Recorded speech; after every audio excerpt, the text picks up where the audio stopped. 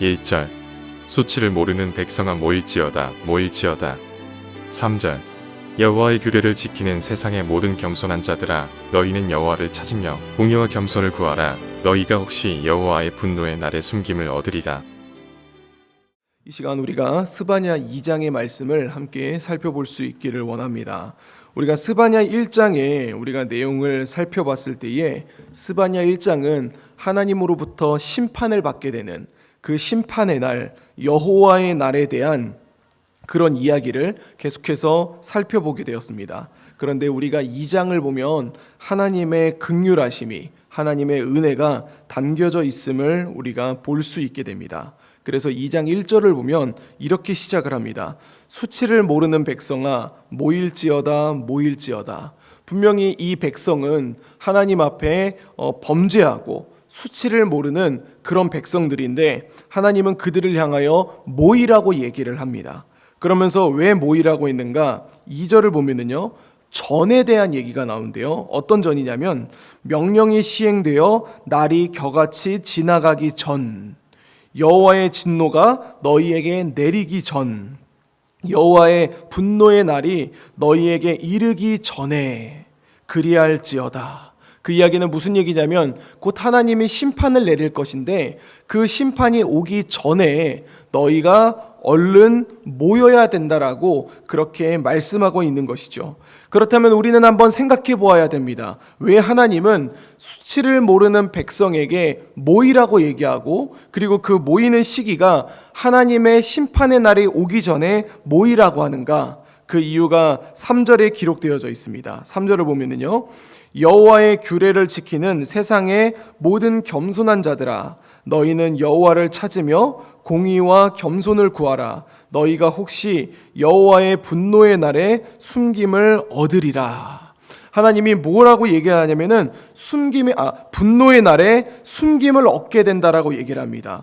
어떤 자들이 얘기를 하는가? 여호와의 규례를 지키는 세상의 모든 겸손한 자들아. 이 이야기는 하나님의 말씀에 순종하는 자들을 얘기하고 있는 것이죠. 분명히 우리는 앞에 있을 때에 수치를 모르는 백성, 어떻게 보면 그들이 하나님 앞에 순종하지 아니하는 사람들처럼 모일 수 있겠지만 진정으로 불순종한 자의 특징은 어떤 거냐면 하나님이 모이라고 했는데도 모이지 않는 사람들이 불순종한 자들인데, 근데 우리 3절에 기록된 것처럼 그래도 하나님 앞에 모이는 사람은 어떤 사람들이냐면은 주님의 말씀에 순종하여 나아오는 자들이 거기에 해당된다라는 것이죠. 그리고 그런 사람들이 여호와의 규례를 지키는 사람들이고, 그리고 그것을 지키는 자들이 세상 앞에서 겸손한 자들이라고 그렇게 주님은 이야기하고 있는 것입니다. 그러면서 이제 4절부터 다시 심판에 대한 이야기를 하는데 이렇게 이제 이야기를 합니다. 가사는 버림을 당하며 아스글론은 폐허가 되며 아스돗은 대낮에 쫓겨나며 에그론은 뽑히리라. 그러니까 주변에 있는 나라들이 망하게 된다라고 얘기를 하고 해변 주민 그렛 족속에게도 화가 있을 거고 블레셋 사람 땅에 있는 가나인에게도 여호와의 말씀이 너희를 치리니라고 이렇게 얘기를 하고 있죠. 그리고 특히 그들은 주민이 없다라고 얘기하는데 그 얘기는 망한다라는 얘기가 된다라는 것입니다.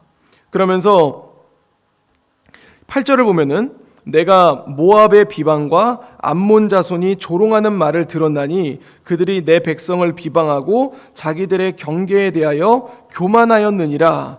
이 이야기는 이제 모압과 암몬은 우리가 성경을 볼 때에 이 이스라엘과 조금 관계가 있는 그런 사람들인데 그런 민족들로 시작이 된 건데 그럼에도 불구하고 그들은 성경을 볼 때에 지속적으로 이스라엘을 괴롭히고 이스라엘을 조롱했던 모습들을 보입니다. 그래서 하나님은 그들을 이제 치게 되는데 9절을 보면은요, 모압은 소돔 같으며 암몬은 고모라 같이 될 거다.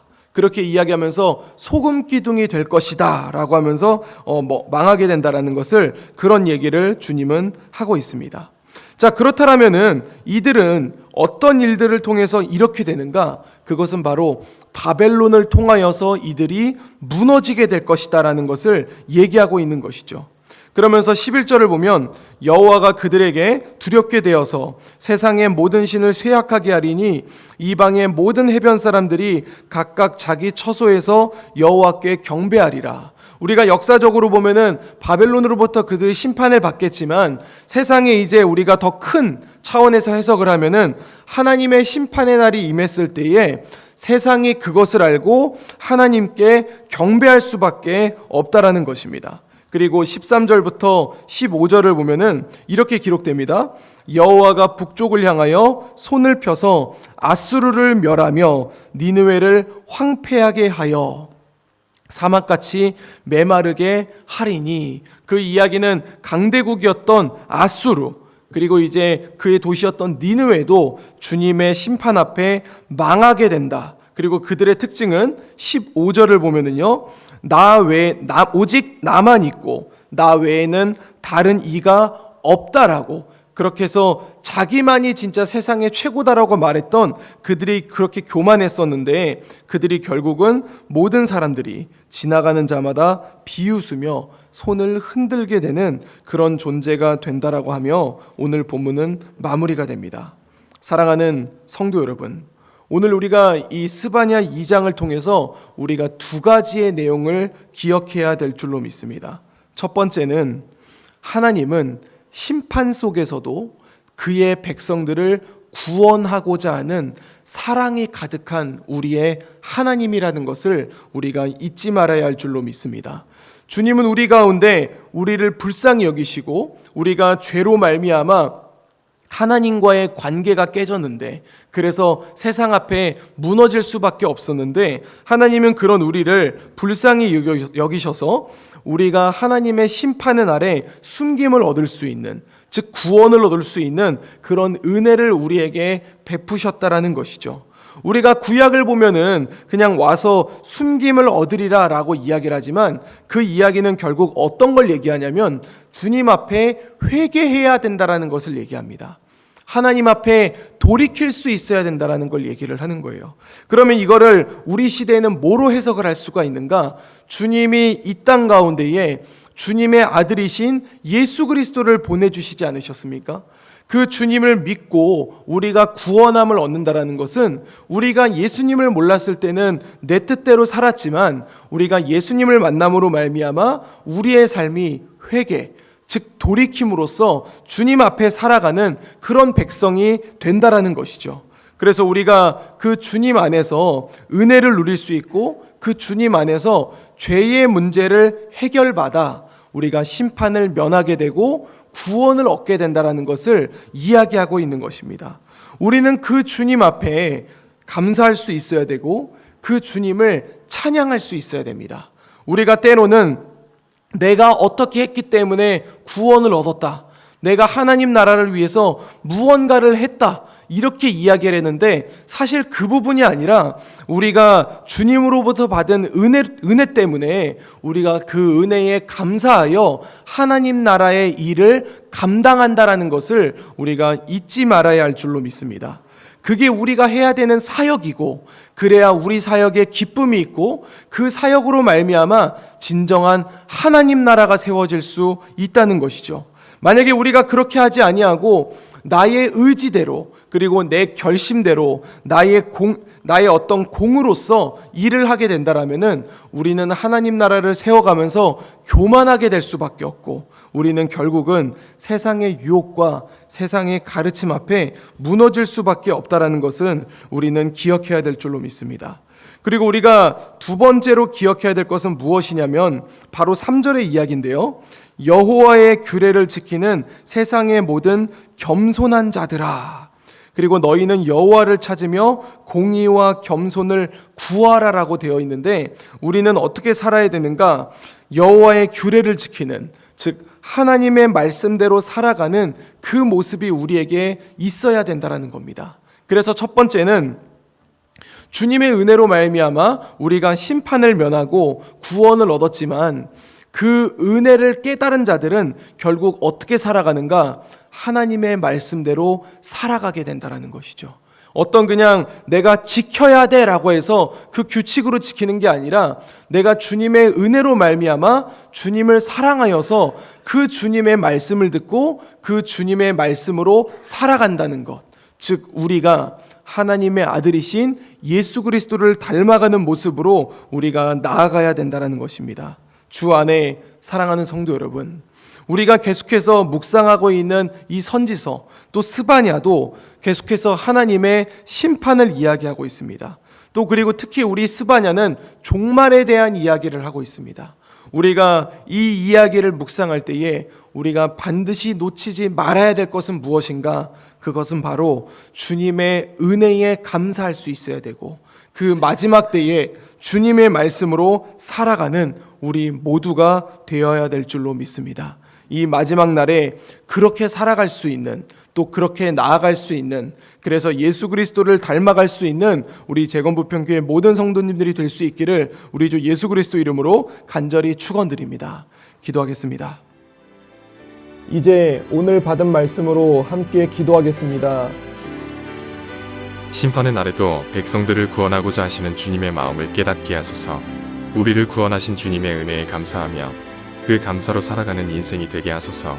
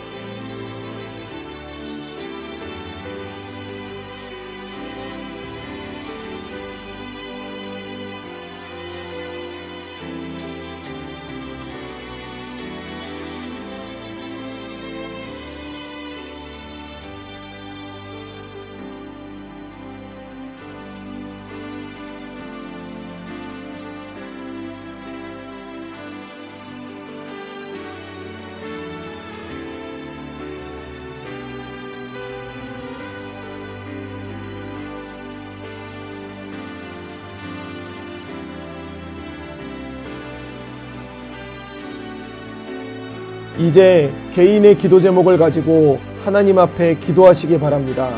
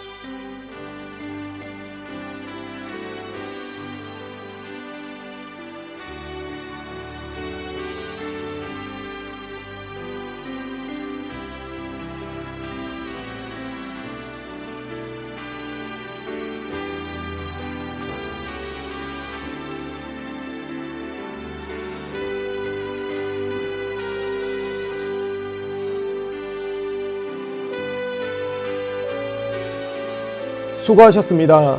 오늘도 하나님의 인도하심 가운데 승리의 하루를 보내시는 우리 재건부평교회 모든 성도님들이 되시기를 주님의 이름으로 축복합니다.